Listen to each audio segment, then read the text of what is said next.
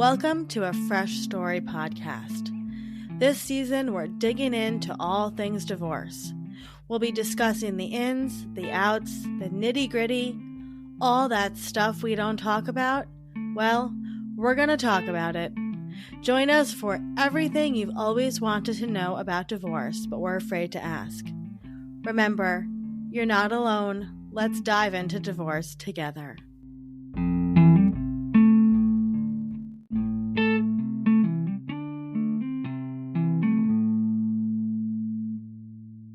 Hello, Olivia here.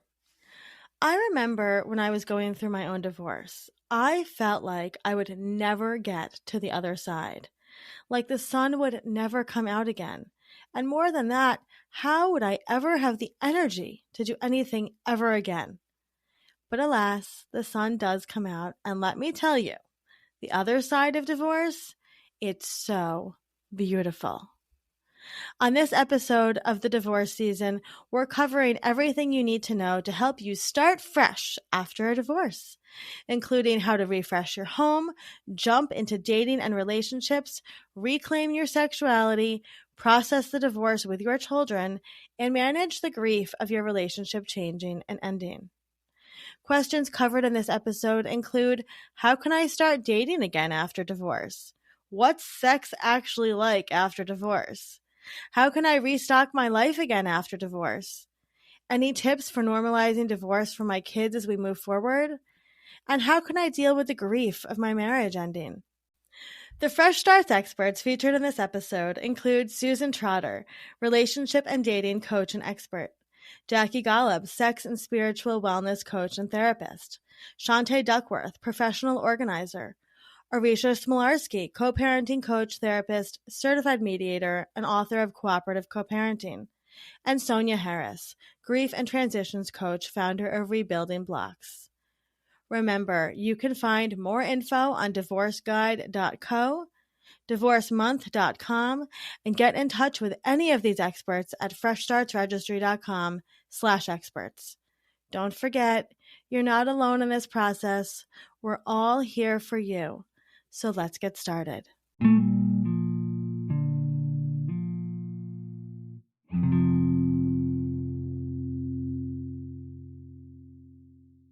Hi, my name is Arisha Smolarski, and I am a therapist, a co-parenting coach, and a mediator. I've been working for 10 plus years with individuals, couples, and co-parents, helping them navigate different stages of their relationship. I've also been a musician since I was a kid, which has definitely informed the way that I view and look at communication as verbal as well as nonverbal. Arisha, we have another question for you. So, hi, Fresh Starts.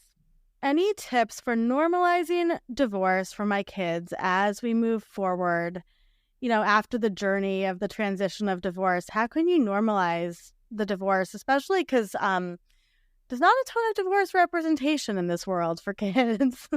Absolutely. I think this is such a great question. Normalizing the divorce for your kids will help your kid decrease feelings of shame, of being alone, of being confused, or that they're different from other people. So the first thing is really the way you talk about your divorce is key. We are the leaders. Parents lead and they guide, and our kids are always watching us. So when you talk about the divorce, do not attribute any blame or fault, and instead really focus on helping your kids understand the changes, helping them navigate their feelings, their grief, their confusion, so that they can make sense of it.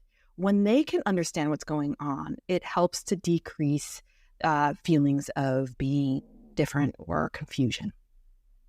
The other thing is talk about the different kinds of family arrangements that exist in the world. It's true. Society definitely talks about this one household family system, but that's not the reality. After all, there are 50% of marriages end in divorce. That's a lot of people. So talk to your child about there are different kinds of family structures all over the world. There are one-home family systems. There are two-home family systems. There are family systems where there are generations living in one house.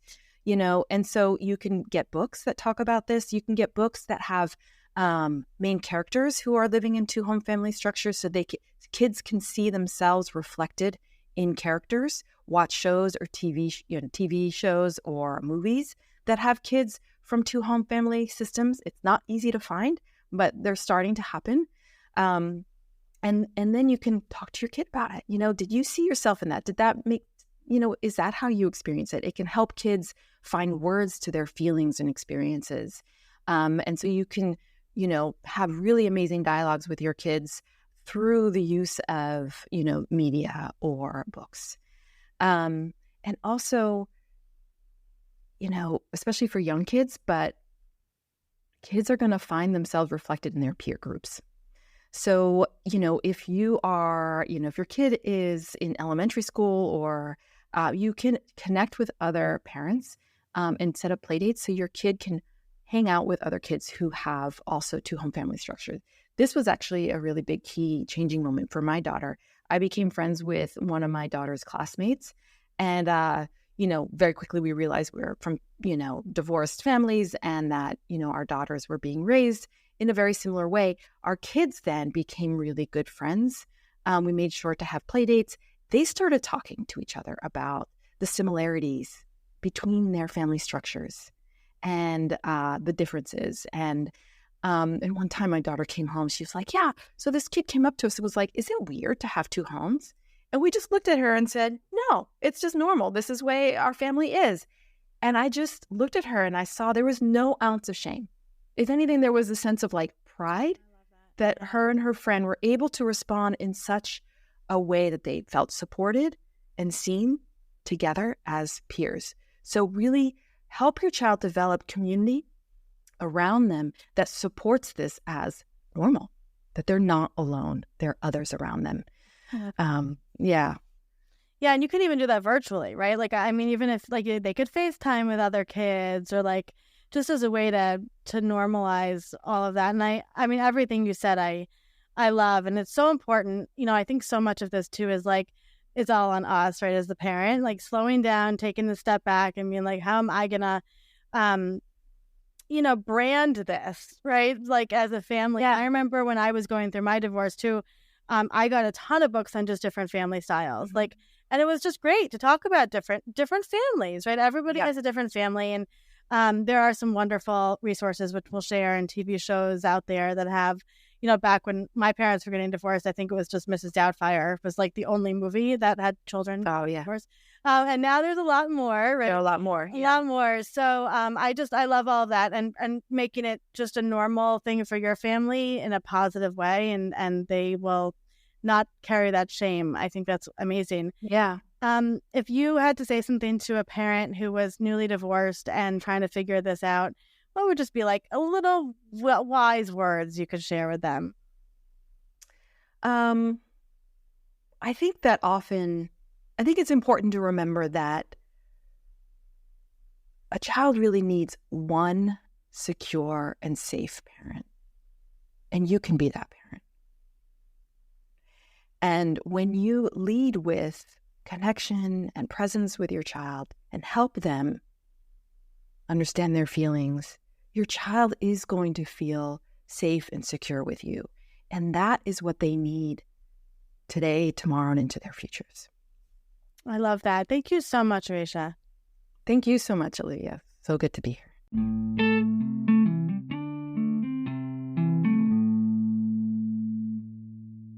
I'm Sonia Harris, and I am a grief and transitions coach. And what that means is I help people who are going through those big, heavy, difficult life transitions and help them really figure out who they want to be going forward, what they want their life to look like, and help them find a way to get from where they are here to where they want to go. And then hold their hand along the way. Amazing. Amazing. Okay, let me pull up your question. Okay, Sonia, we have a question for you that we get a lot that I think people don't think about, but there's a lot of grief associated with a marriage transitioning to divorce. So how can you deal and manage that grief of the change in your marriage as you go through the divorce process? What do you think?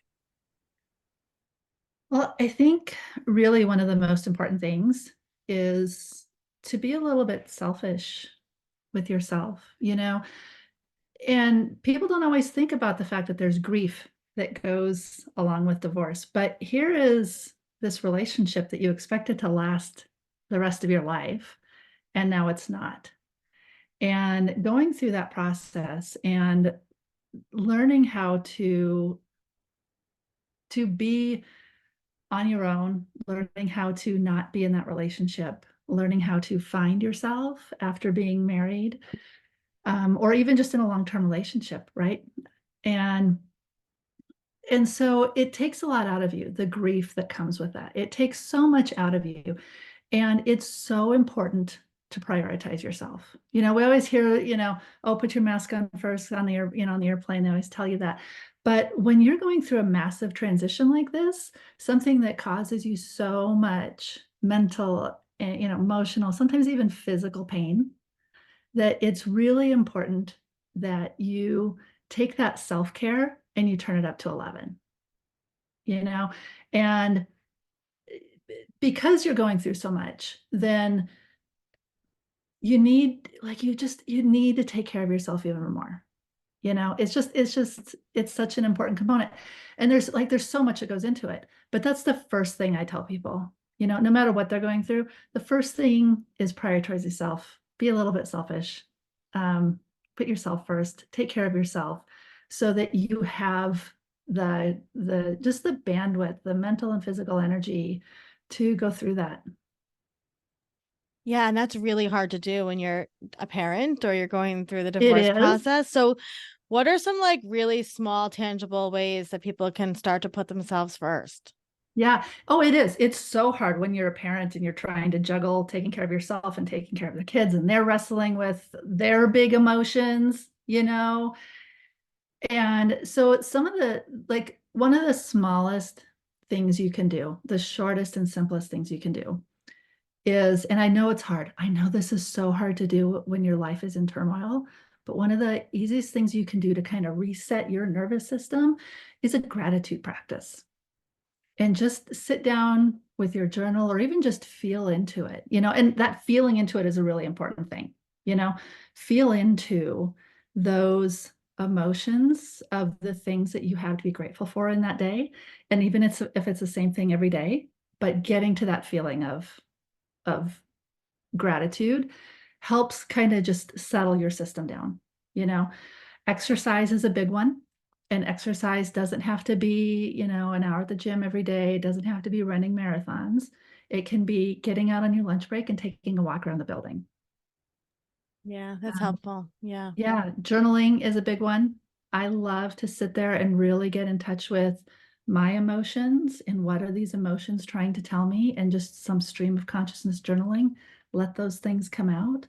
All of these things are small things that can be fit in, after the kids go to bed, before they get up in the morning, during your lunch break, before you go to bed at night, that can just kind of help take everything that you're wrestling with and take your nervous, because your nervous system's on, also turned up to Oh 11. yeah, yeah.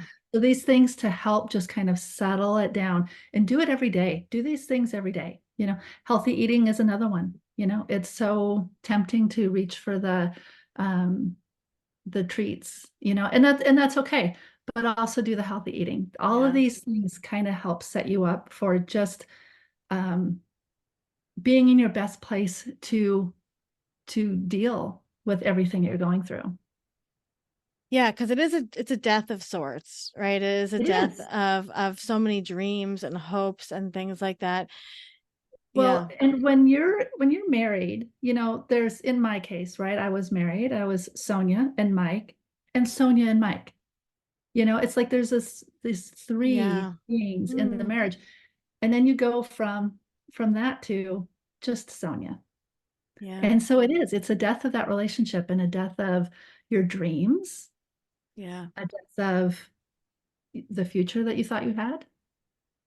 It's There's a a lot that goes on with it. Yeah, there is. And I'm like talking to you and I'm like, that's so interesting to think about because I always said divorce to me is like splitting the atom, right? It's like Yeah. splitting.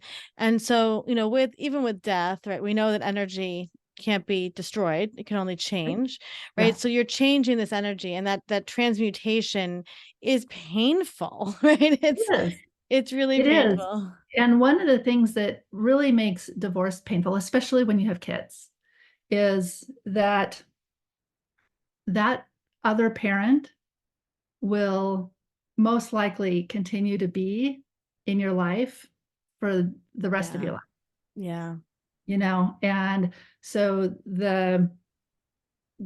moving forward, there's a lot of intentional or not intentional, there's a lot of salt that gets rubbed in the wounds after Yeah. divorce, just because that person will always be a part of your life.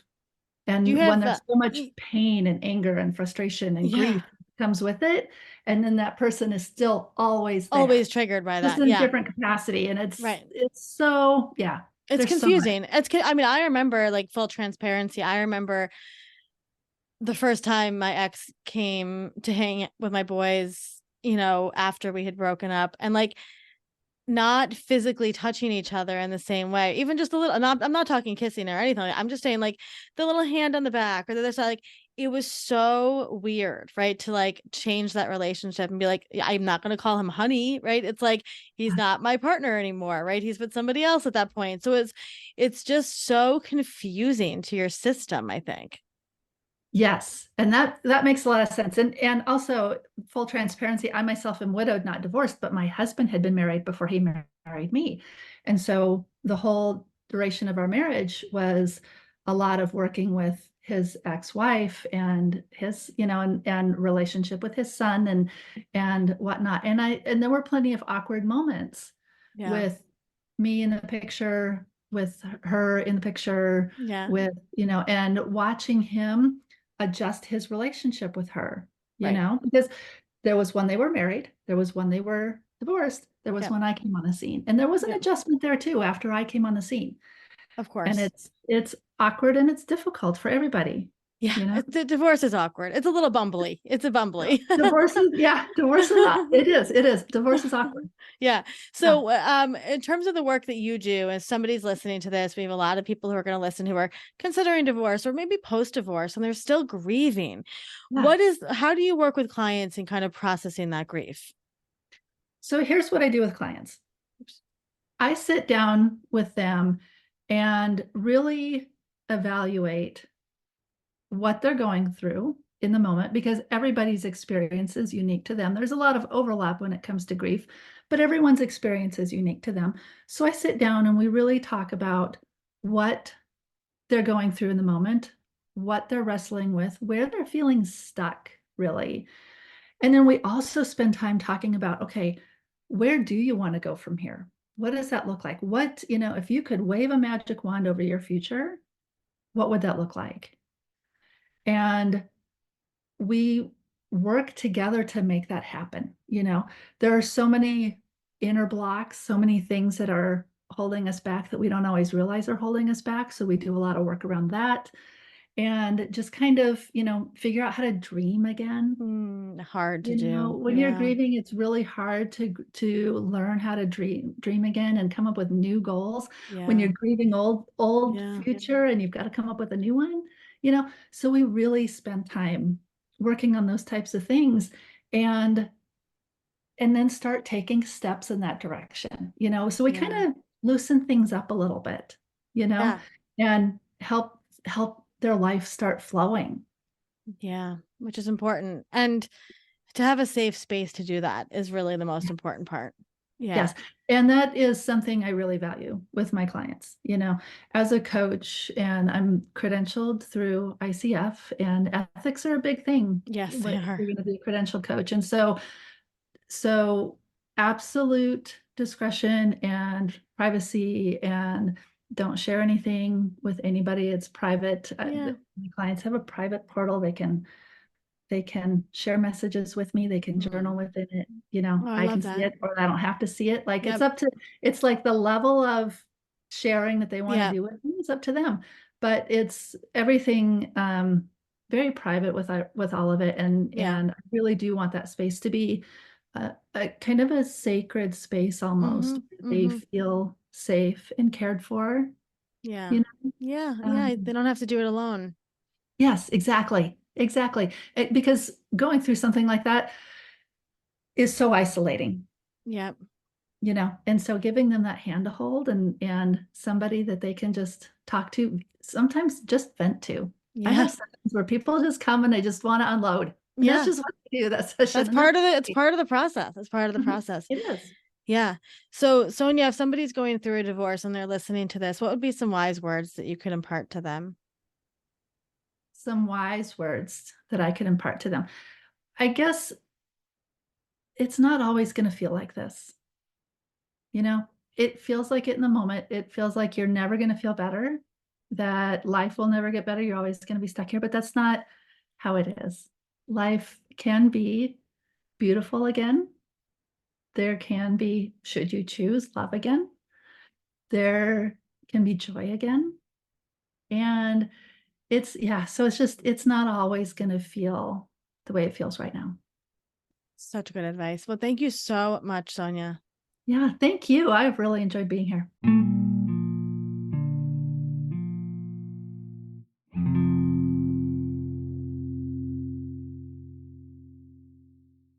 Hi, my name is Shantae Duckworth, and I am a home organizer. Okay, Shantae, we have a question for you. So we get this question a lot over here at Fresh Starts, and you are definitely the expert to answer this. How can I restock my life again after divorce? Because divorce tends to be about stuff, right? So how can we restock again after divorce? What do you say, Shantae? I would say, especially after divorce, it's such a unique time, but it's also a great time to restart and, like I said, get that fresh start and to really make your home you. It's going to be more focused about you and if you have any children and being able to really make it a calm environment. So why not bring elements that you really love and enjoy into your space? So this is the time to get into decor. This is the time to get into wallpaper and different pieces of furniture and things of that nature to really add some uniqueness to your space. And it's also time to let things go, things that no longer serve you, things that may remind you of your past that you no longer want to take forward. And it's okay to let those things go and invite some newness into your space. I love that. I did that personally myself. That's literally where Fresh Starts came from, was that moment of donating all my old stuff, which I donated to another local mom, and she was very happy to have it. Yeah. I did not want it anymore. So how can a professional organizer like you work with somebody who's going through a divorce or the divorce process to make things a little easier? Oh, yeah. So I offer virtual sessions and I have worked with folks who are going through transitional pieces as in divorce or, whatever the situation is. It can be helped with, digital files like paperwork. We know the amounts of paperwork is, just tedious and takes a lot of time, or even just helping you organize your new space. If you just are like, hey, I need some space planning. In this fresh start, of course, and just trying to figure out how I should stage my bedroom, how I should fix my living room or my pantry or whatever the situation is. Definitely able to help with that. And hiring an organizer will get all that going for you. Yeah, and there's such an emotional component to this too, right? Because it's like, do I get rid of this thing from my wedding or not? So how can having kind of that, I'm going to say like, not that you're like a life coach, but you kind of are in a way, right? Yeah. So like, how does having, somebody like you by your, like to guide during these kind of emotionally charged moments, how have you found that that's helped your clients? I like to go in and think that first off, I'm not just a home organizer. I am a therapist. I am a friend. I am, your confidant. I'm the person that's hyping you up, the emotional support. Like it's all encompassed in with hiring a home organizer. So for me, I have to gauge each and every client. Each and every client experience is different and everyone's going to have different needs at different times throughout the session. So I have to be able to pivot personally as a home organizer to fit the needs of my clients, whatever moment comes up, especially going through sentimental items, where we know we may have to take a little bit longer. We may have to take a break. We may have to really analyze what does this particular item mean to you? And does it need to transition into, this next chapter of your life? Or is it something that it's okay to say, I had good times with this, but it's okay to part with it and donate it to somebody else who could use it. So yeah, being a home organizer, you wear all the hats and you change hats throughout the session. But you know what? It makes it great. It makes it a great, unique experience. And at the end of the day, the clients are always so happy that you were able to be there, as a voice of reason for them while they're going through their items. Yeah, and I know also you provide just like accountability of like a body, right? Like even if it's virtually, just like to sit there with them and say, I'm here. Yeah, I mean, I get that all the time with clients too, where they're just like, I just needed someone objectively to sit here with me and go through things with me. As much as like your friends and your family want to be there and want to be supportive. And yes, they are supportive in so many other ways that a home organizer cannot be, because, we don't know each other on that certain level. But at the end of the day, having somebody who objectively doesn't know your ins and outs, is just come in for a few hours and help you reorganize your space, help you go through and declutter things, help you repurpose items, or just sometimes that's all you need. You're like, I don't need, that's all I need. I just need somebody to come in here and tell me, am I keeping this or not? Yep. Because especially during like a divorce, there's so many things to think about, right? So to have somebody like you to come in and go, no, it's okay, donate that, it's fine, whatever. Yep. I think that's so important. Just to pivot for a second, because you are also like the queen of helping your clients figure out how to utilize their space best without spending too much money. Yes. So we see a lot of women who will have to leave the marital residence and go to a smaller residence, often with children. What are just some really quick tips for like getting that place set up, making it feel homey and cozy, and also like if it's really cluttered, like some really simple things that you can just do to organize a smaller space? You got to, if you're in a smaller space, the number one thing you have to do is you got to maximize your vertical height. You're going to have to, sometimes you got to go floor to ceiling with storage units, shelving, things of that nature. That would be like the number one tip is, use your over the door hanging storage. If you can get floor to ceiling shelving where you can be able to really maximize the wall space, use it. If you have to use your floor, I try not to use the floor, but if you have to use the floor for storage space, as in, for shoes or things of that nature that kind of belong more on the floor, use it. You're just going to have to maximize every inch of your home to be able to make sure that it's going to be as comfortable for you and your family, but also that also pivots into how much stuff do you really need to bring in. And not saying I'm not a minimalist. I if that's your thing, that is great. I do believe that every home should have character and you should be able to enjoy the things that you really want to enjoy. But also, there is a limit of how much you can bring into a space. So also keep that in mind, but also maximize your storage space in your home. Yeah, I know just from working with you, you're a big fan of declutter before you do anything, right? Declutter. So, and I love that vertical. And even for people in rentals, there's a lot of options, right? You can still get, like, I know Home Depot even has like, shelves you can build and all sorts shelves you can build. IKEA, they have so much. Right now, you can go on Amazon and get it delivered to your house. Like, there's so many great storage solutions out there that are rental friendly or perfect for smaller places, that will, again, get you what you need, be able to store all your things, looks great, reliable and durable. Yeah, all of the above. Amazing. Well, if anybody's listening to this and they're like, I need this service now, Shantae is available virtually, so globally, I will say. She can help you anywhere you are, and we love Shantae. She's an OG freshie over here. So, Shantae, thank you so much for all these wise words, and I think they'll really help people as they move into their fresh start. I appreciate it. Thank you all for having me.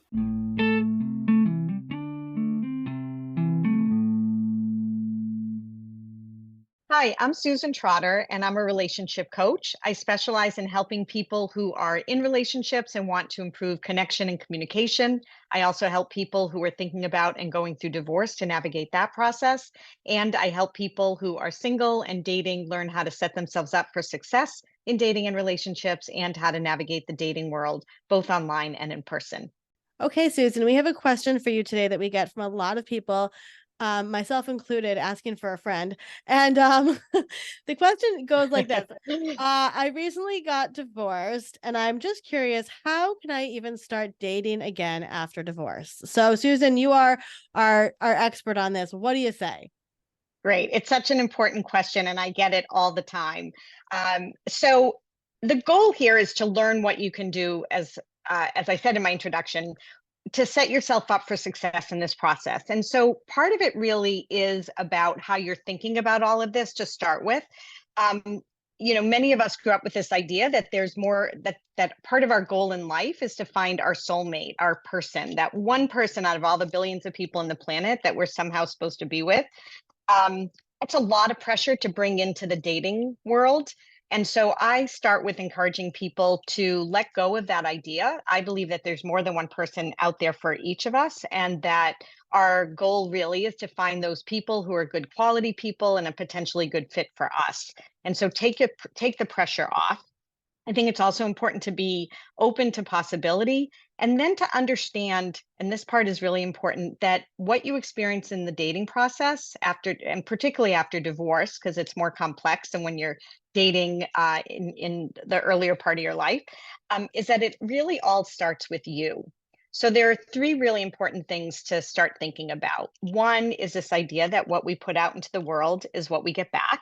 There's lots of different frameworks for thinking about that, but essentially, when we feel good and confident about ourselves and we're positive, we're much more likely to attract people who are also good, confident, positive people and are going to make us feel good as well. And of course, the opposite is true. Negativity attracts negativity. So it's really important to check in with yourself about where you are. Divorce is often such a challenging experience.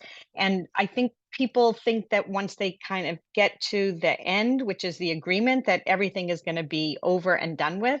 And it's not exactly. You just enter really a new phase of the process, and it does take time to really process things and get yourself to a better place, and sometimes to a better place that allows you to be more successful in dating too. The second thing that's important for people to understand, and especially after divorce, is that history tends to repeat itself when we don't work through things. It's true in life in general throughout time that history repeats itself. And it's also particularly true when it comes to relationships. It's why people repeat patterns. It's why the divorce rate goes up for second, third, fourth marriages.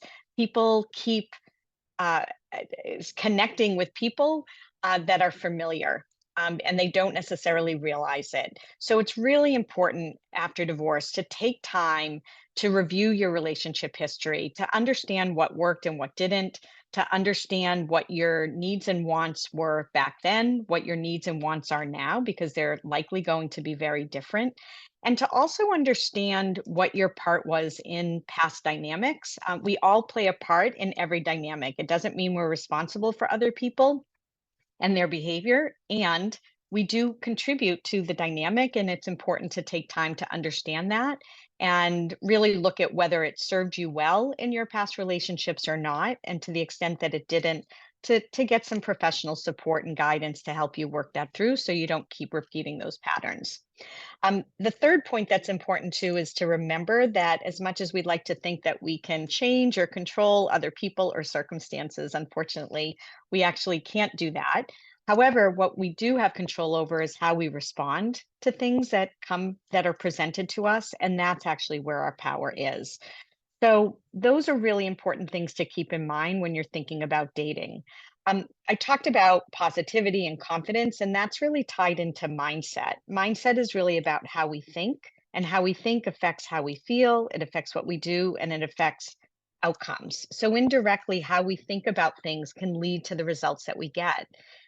That's really important in dating. How you're thinking about yourself, how you're thinking about relationships and dating and the online world, if you're doing that, all of it can impact your experience. So it becomes really important to, again, check in with yourself in regard to your mindset. And if you're not in a good place in terms of your thinking about all of this, then take a pause, because whatever your mindset is the lens through which you're going to engage in the process. And if you're not feeling good about it, then it will impact your experience. And of course, if you are and you're optimistic and open and positive, you will have a better experience. Um, I talk a lot with people about how they can, again, set themselves up for success. Mindset, as I said, is one really major piece. I also encourage people to pay attention to language, which ties into that. I think words are really powerful. And I'll share a quick example. I'm also divorced. I've been divorced a long time. And when I was finalizing my divorce, I was going to be moving back to an area that I hadn't lived in for over 20 years. And I remember and I was starting over both personally and professionally. And I remember thinking to myself that I have a choice. I can either say I have to start over, or I can say that I get to start over. And the difference in that one word, have to versus get to, completely changed what happened. It changed how I felt, what I did, and the results that I got. One word changed everything that followed. That's how powerful words can be. So I encourage people to give thought to that too, and to pay attention to who they surround themselves with.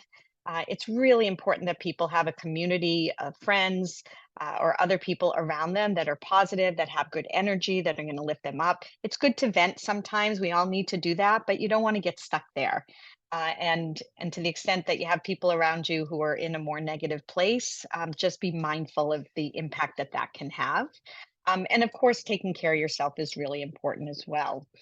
Um, a few other thoughts for people as they're thinking about dating after divorce. There are three really important factors that contribute to success in dating. One is confidence. It's actually probably the most attractive quality somebody can bring to the dating experience. So, being confident.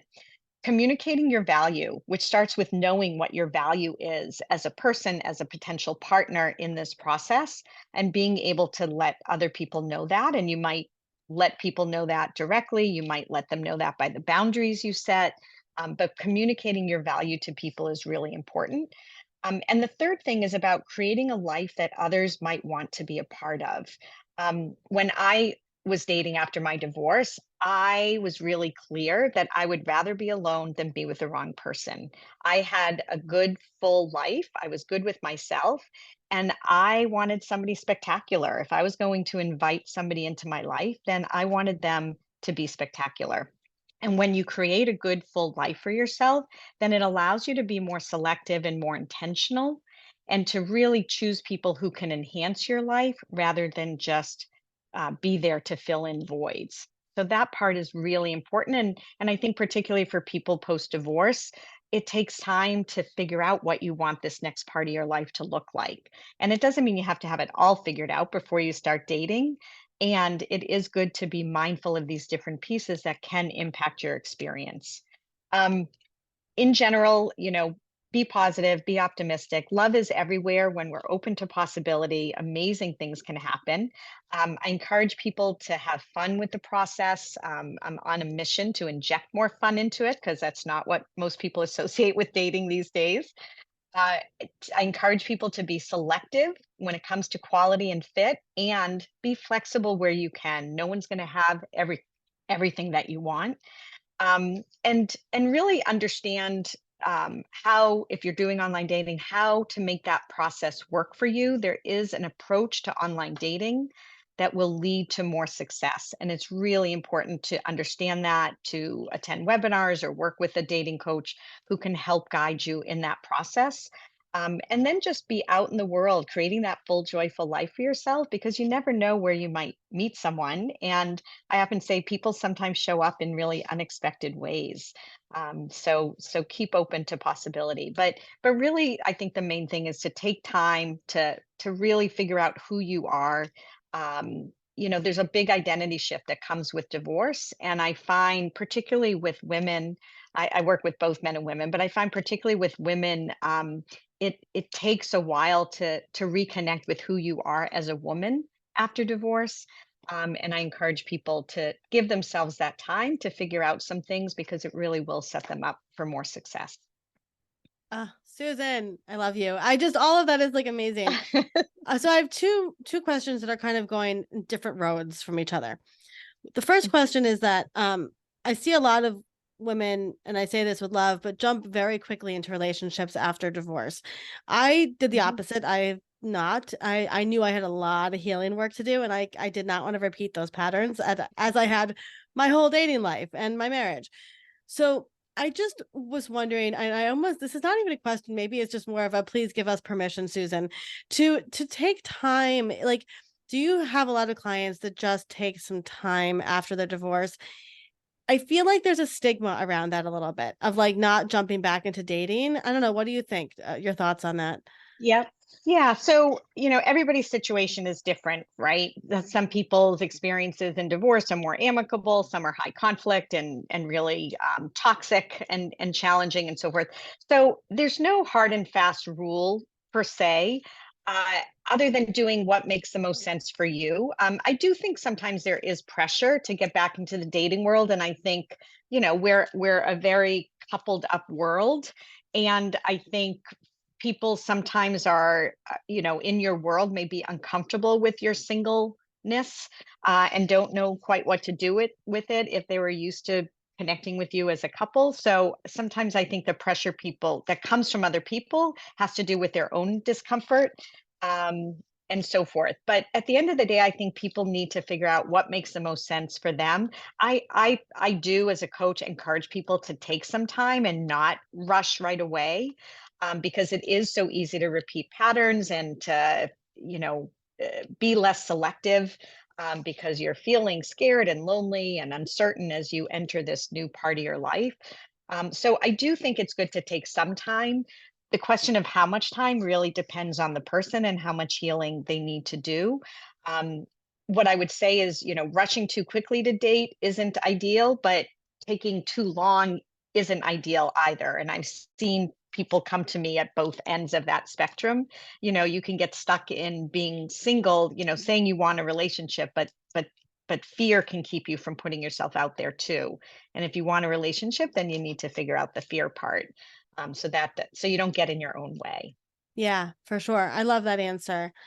Um, I can see why people come work with you. You're very empowering, and I think it's so scary, right, to put yourself out there again. So that being said, where the heck do you go meet people? Where do you meet people, Susan? Yeah, so it's a great question. And it is scary, right? I mean, it requires opening ourselves up a little bit and being vulnerable. What I will say at the beginning of the process, as scary and as personal as it all feels, it's actually at the really beginning stages of connecting with somebody. It's not that personal. They don't really know you. So if they don't respond to a message or they don't follow up, people's behavior often says more about them than it does about I us. like that. So it's That's helpful a to keep. yeah, great kernel for everybody dating. That's just like great dating Yeah. advice. Yeah.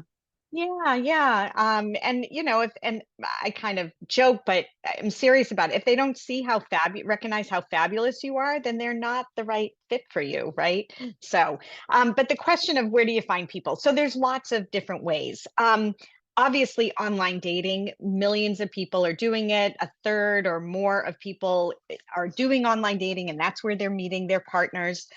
So online dating is I always say it's a great avenue for meeting people that you wouldn't otherwise meet in your everyday life. You have to know how to navigate it because it can be a crazy little world. And it is a great way to connect with people. And I encourage people to consider that. In terms of online dating, when people are new to online dating or have had bad experiences with it in the past, encourage people to use sites like Match or other similar ones that are structured for people to share a fair amount of information, because that information is important. Everything people present to us is information, and part of your task in this process is to gather that information and assess what it's telling you about them in terms of quality and fit, and other things that may be important for you. And so I find it's much more helpful for people as opposed to some of the apps, which only allow for a fair amount of information. So obviously, I'm a big fan of online dating, and I encourage people to get out in the world, do the things that you enjoy, whether it's hobbies or going to listen to live music. There are meetup groups that aren't necessarily single focused. They just gather people with common interests. There are all kinds of Facebook groups that are designed to bring people together socially. Get out and do the things you enjoy. In the process, you might meet somebody you're interested in, or you might make a new friend and maybe they know someone who's just perfect for you. And at the very least, you're doing things that that are going to fulfill you and that are going to make you feel good and confident and help you create that joyful life that sets you up for more success. So getting out in the world. And I also encourage people, when you are out and about just in your everyday life, where we've all been conditioned to be on our phones and to not make eye contact and so forth. But I encourage people to say hello to other people in the grocery store, or at the UPS store, or wherever you might be, or if you're out walking on a trail or something. I met somebody early after my divorce at the baggage claim of an airport. Oh my gosh, like a movie. Like 7 a.m. I mean, I was definitely not looking like my best self. I was exhausted. The bags took like a half hour to come up from the plane. And this guy and I just started chatting to bide our time. And he gave me his card when we were finally leaving and said, if you'd like to get together, reach out to me. And I did. Why not? He didn't end up being the right person for me long term, but he was a lovely guy. And if I hadn't been open to having a conversation, it never would have happened. So you never know where you might meet people, and you don't have to be, looking your best self on a Saturday night. You just need to be open. And the last thing I would say for meeting people, if you're open to being fixed up, then let the people in your world know that. And you need to remind them of it from time to time, because everybody's busy and you may not always be top of mind. And so just like if you're looking for a job and you let people know and see if they know any openings, if you're open to being fixed up, you need to let the people in your world know. And again, just remind them every once in a while. I love that one. I actually just had that happen. A friend yesterday reached out to me. She was like, "Hey, were you serious about some guy that about hooking us up?" And I was like, "I was." So, it does. I love that one. I think we forget about the old fashioned, Right. Yeah, matchmaking. People don't really fix each other up anymore. Yeah, no, I love it. Yeah, I love it. It doesn't really happen that much, but it can, and why not? There are actually some Facebook groups that are designed actually for people to post about friends or family members that they know that That's are single, awesome. that they kind of vouch for them as being good Yep. people. So there's some kind of more casual matchmaking happening. There are matchmaking services, by the way, too. And what I encourage people to do with matchmaking services, again, you can meet people anywhere and through any forum. But with matchmaking services, just because they tend to be very, very expensive, I just encourage people to do their due diligence. Check the reviews with Better Business Bureau, get references, make sure that they have a good pool of people for whatever age group and population you're looking for, et cetera. Because they are expensive and you want to make sure you get what they promise. And then Susan, working with somebody like you, who is a relationship and dating coach, just really quickly, what does that look like? Like, how do you help people? Yeah, I mean, in terms of dating, I help people in a number of different ways. On a concrete level, I help people develop and launch a profile. So I help them create a profile, select photos, get it set up. Some of the different sites and apps have nuances to setting it up and maximizing your visibility and so forth, which most people won't know about. So I help people on a concrete level in that regard, and also with messaging. If you're online, as I said, it's really important to understand how to use the messaging. It's not just like texting and so forth. It's actually a really important part of the process. So I help people with messages and assess profiles and so forth.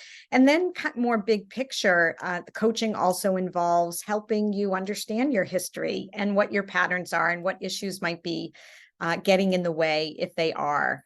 Looking at who you're connecting with, are these really the people that are the best potential fit for you?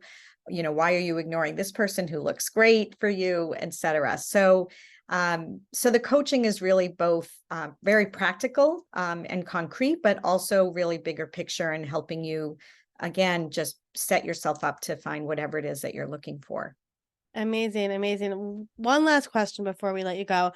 If somebody's listening to this and they're ready to jump back into dating and they need a little bit of words of Susan wisdom, what would you say to them? It's such a great question. I would say take a deep breath, create some mantra around some positive thoughts about dating, and then just go for it. If what you want is a relationship and you've taken some time to figure a little bit out for yourself, then just go for it and have fun, keeping in mind some of the things that we've talked about today. And if you're struggling at all with any of it, reach out to someone like me who can help guide you and kind of right the ship, so to speak. But really have fun and be open to possibility, and to keep in mind that amazing things can happen. I love it. I love it. Thank you so much, Susan. You're welcome. Thanks so much for having me, Olivia.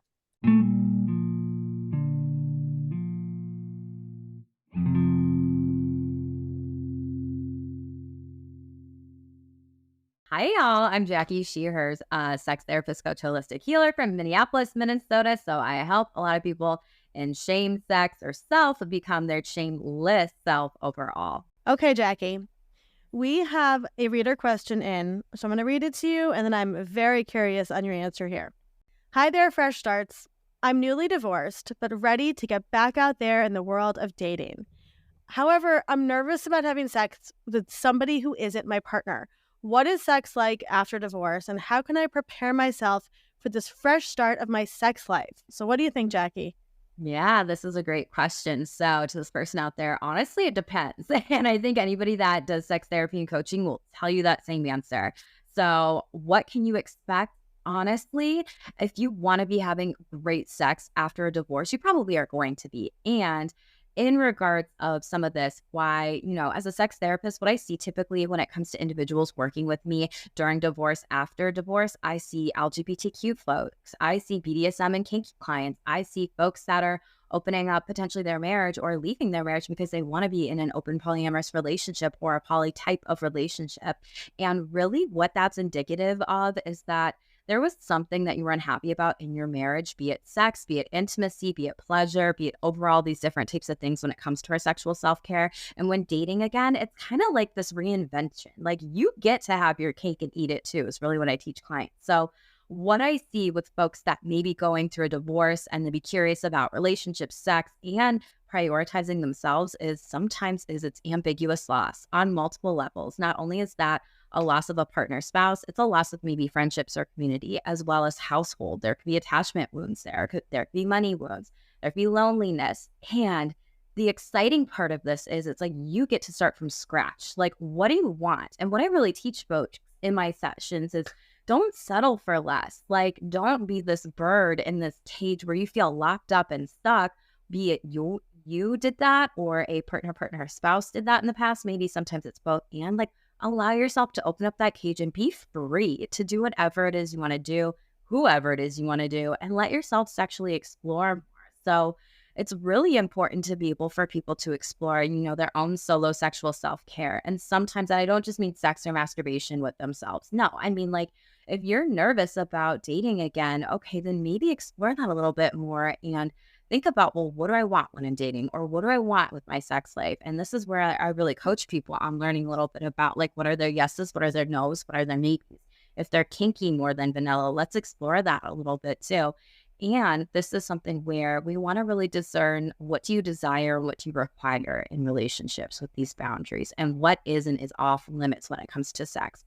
And also, what's your own definition of sex, right? Because I think we have a cis heteronormative three type of way sex definitions. And honestly, the majority of the people that I see, it is not that way for them when it comes to sex. So it's really about you do you at the end of the day. And that's what I teach my clients to be able to work on for themselves.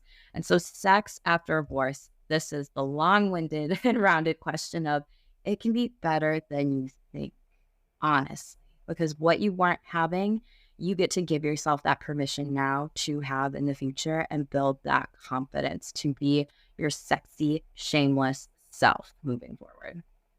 I love that. What are some just like little steps that people could do, even just by themselves, to start reclaiming that sexual empowerment that they may have lost in their marriage? Totally. Well, one of the things that I love to be able to give to folks, and if anybody is listening in and they want to be able to have this resource, I'll give them my yes, no, maybe sexercise exercise where it talks about different types of sexual acts, giving and receiving. It's kind of similar to a BDSM and kink checklist. It's more simplified and there's more specific examples, which is one thing that I think can be very important, especially since a lot of times I see folks getting a divorce because a partner maybe accepting of their kink or their fetish, but not affirming in the fact of like, yes, let's try this moving forward. And sometimes I see folks that go to premarital counseling where they know their partner is kinky. They say, yes, I will explore that with them. And then later on in their marriage, doesn't happen. So honestly, I think that is a great resource because I think most folks are more kinky than they think. And that could be a great one to explore right off the bat with that sexercise to understand a little bit more about pleasure, intimacy, sexual acts. That could be, something that you give yourself permission to actually go through. And if somebody wants support in kind of reclaiming their sexuality, how do you work with people in that? Yeah, so depends. If they want support in reclaiming sexuality, what I'm noticing lately is a lot of people will actually come to me and ask me like, Jackie, why do I have this kink? Why do I have this fetish? Why does this turn me on or off? Whatever.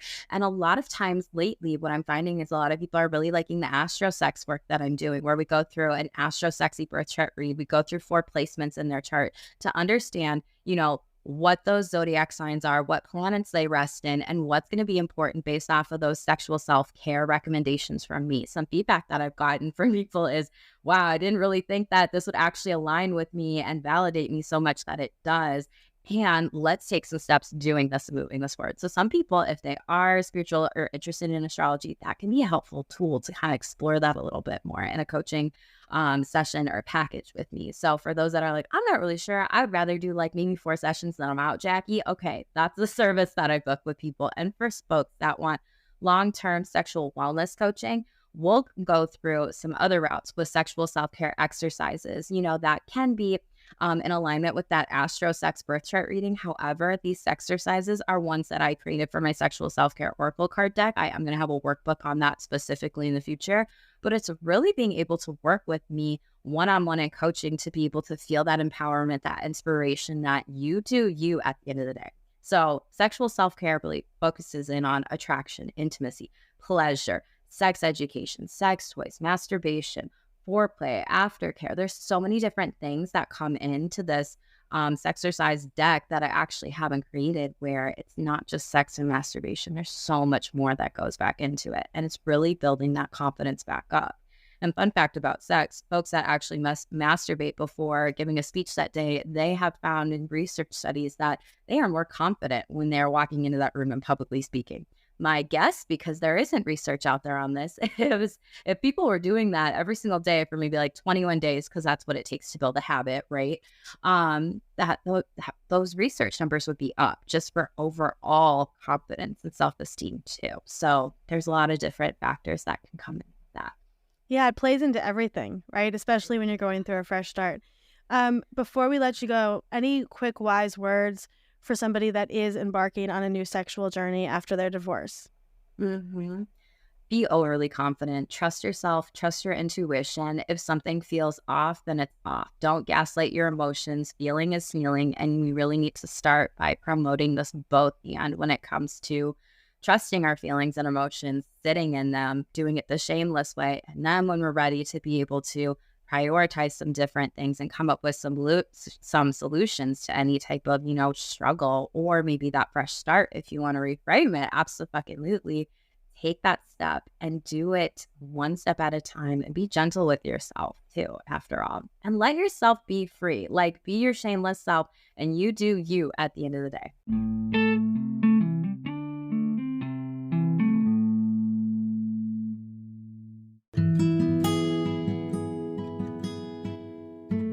As always, we want to remind our listeners that while we strive to provide accurate and helpful information, we are not medical doctors or mental health professionals. We want to remind you all that the information shared in this podcast is not a substitute for professional advice.